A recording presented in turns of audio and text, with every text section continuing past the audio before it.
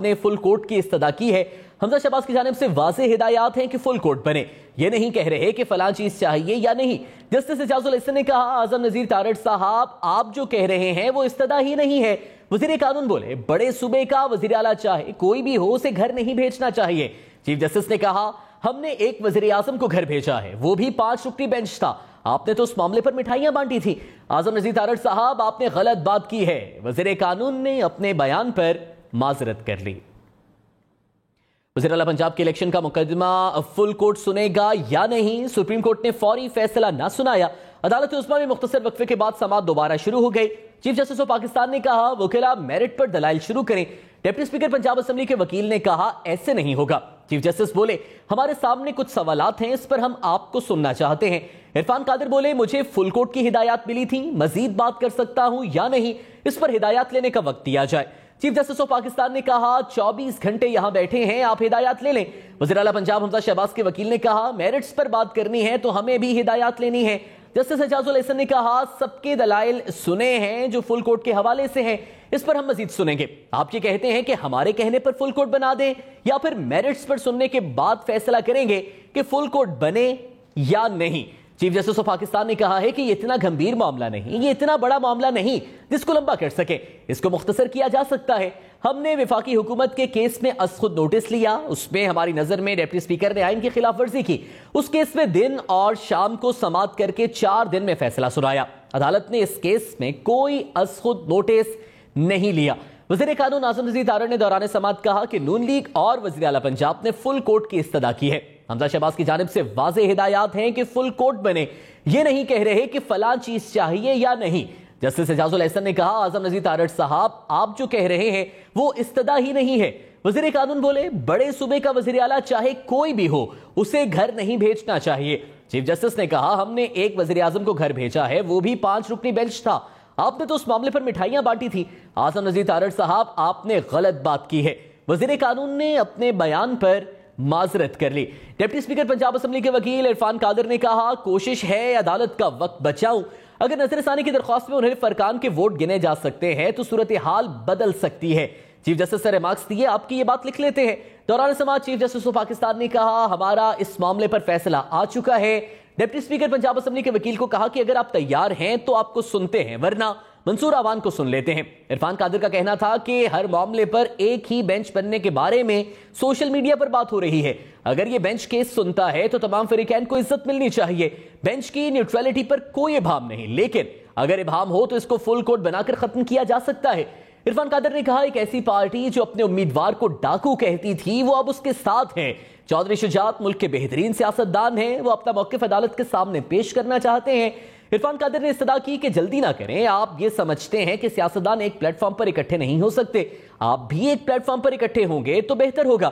عرفان قادر نے دلائل مکمل کر لی اور واپس سیٹ پر بیٹھ گئے۔ وزیر اعلیٰ پنجاب کے الیکشن کا مقدمہ فل کورٹ سنے گا یا نہیں، سپریم کورٹ نے فوری فیصلہ نہ سنایا۔ عدالت عظمیٰ میں مختصر وقفے کے بعد سماعت دوبارہ شروع ہو گئی۔ چیف جسٹس آف پاکستان نے کہا وکلاء میرٹ پر دلائل شروع کریں۔ ڈپٹی اسپیکر پنجاب اسمبلی کے وکیل نے کہا کہ ایسے نہیں ہوگا۔ چیف جسٹس بولے ہمارے سامنے کچھ سوالات ہیں، اس پر ہم آپ کو سننا چاہتے ہیں۔ عرفان قادر بولے مجھے فل کورٹ کی ہدایات ملی تھی، مزید بات کر سکتا ہوں یا نہیں، اس پر ہدایات لینے کا وقت دیا جائے۔ چیف جسٹس آف پاکستان نے کہا 24 گھنٹے یہاں بیٹھے ہیں، آپ ہدایات لے لیں۔ وزیر اعلیٰ پنجاب حمزہ شہباز کے وکیل منصور آوان نے کہا میرٹس پر بات کرنی ہے تو ہمیں بھی ہدایات لینی ہے۔ جسٹس اعجاز الاحسن نے کہا سب کے دلائل سنے ہیں جو فل کورٹ کے حوالے سے ہیں، اس پر ہم مزید سنیں گے۔ آپ یہ کہتے ہیں کہ ہمارے کہنے پر فل کورٹ بنا دیں یا پھر میرٹس پر سننے کے بعد فیصلہ کریں گے کہ فل کورٹ بنے یا نہیں۔ چیف جسٹس آف پاکستان نے کہا ہے کہ یہ اتنا گمبھیر معاملہ نہیں، یہ اتنا بڑا معاملہ نہیں جس کو لمبا کر سکے، اس کو مختصر کیا جا سکتا ہے۔ ہم نے وفاقی حکومت کے کیس میں از خود نوٹس لیا، اس پہ ہماری نظر میں ڈپٹی اسپیکر نے آئین کی خلاف ورزی کی، اس کیس میں دن اور شام کو سماعت کر کے 4 دن میں فیصلہ سنایا۔ عدالت نے اس کیس میں کوئی از خود نوٹس نہیں لیا۔ وزیر قانون اعظم نذیر تارڑ نے دوران سماعت کہا کہ نون لیگ اور وزیر اعلیٰ پنجاب نے فل کورٹ کی استدعا کی ہے۔ حمزہ شہباز کی جانب سے واضح ہدایات ہیں کہ فل کورٹ بنے، یہ نہیں کہہ رہے کہ فلاں چیز چاہیے یا نہیں۔ جسٹس اعجاز الاحسن نے کہا اعظم نذیر تارڑ صاحب آپ جو کہہ رہے ہیں وہ استدعا ہی نہیں ہے۔ وزیر قانون بولے بڑے صوبے کا وزیر اعلیٰ چاہے کوئی بھی ہو اسے گھر نہیں بھیجنا چاہیے۔ چیف جسٹس نے کہا ہم نے ایک وزیر اعظم کو گھر بھیجا ہے، وہ بھی 5 رکنی تھا۔ एक बार फिर से बात करेंगे नुमाइंदा हम न्यूज़ फरहा माजबीन से। फरहा बताइएगा आप ताज़ा तरीन पेशरफ क्या है समाअत के हवाले से? जी बिल्कुल, इरफान कादिर की जानिब से अदालत से वक्त मांगा गया था, जिसके बाद फारूक अशनाइक जो है वो रोस्टम पर आए और फारूक अशनाइक की जानिब से भी कहा गया कि बेहतर होगा कि अदालत हमें जुमेरात की तक का वक्त दे दे ताकि हम जो है बेहतर तैयारी के साथ आएँ, क्योंकि अभी मामला बड़ा ज़्यादा चार्ज है। ज़रा मामला भी कूल डाउन होगा, जिस पर चीफ जस्टिस की जानिब से कहा गया कि आपको लगता है कि अभी जो क्राउड है वो चार्ज है, जिस पर फारूक अशनाइक की जानिब से कहा गया कि मुझे ऐसा लगता है कि मामला अभी ज़्यादा गर्म है, अगर कुछ वक्त मिल जाए तो हम भी बेहतर तैयारी कर सकेंगे। आप जुमेरात के दिन ये जो है वो केस सुबह के औकात में फिक्स कर लें ताकि हम शाम तक इस पर दलाइल जो है वो मुकम्मल कर लें और अदालत भी बेहतर तरीके से इस मामले को सुन सकेगी और हम भी बेहतर तरीके से अदालत की मुआवनत कर सकेंगे, जिस पर चीफ जस्टिस की जानिब से कहा गया कि ये रूटीन का मैटर नहीं है। क्या आपने आर्टिकल 63A के हवाले से हमारा फैसला पढ़ा, जिस पर फारूक अशनाइक की जानिब से कहा गया कि मैं कल ही कराची से आया हूँ, अभी 2 घंटे की ब्रेक में जो है ये मैंने तमाम तर फैसला पढ़ा है।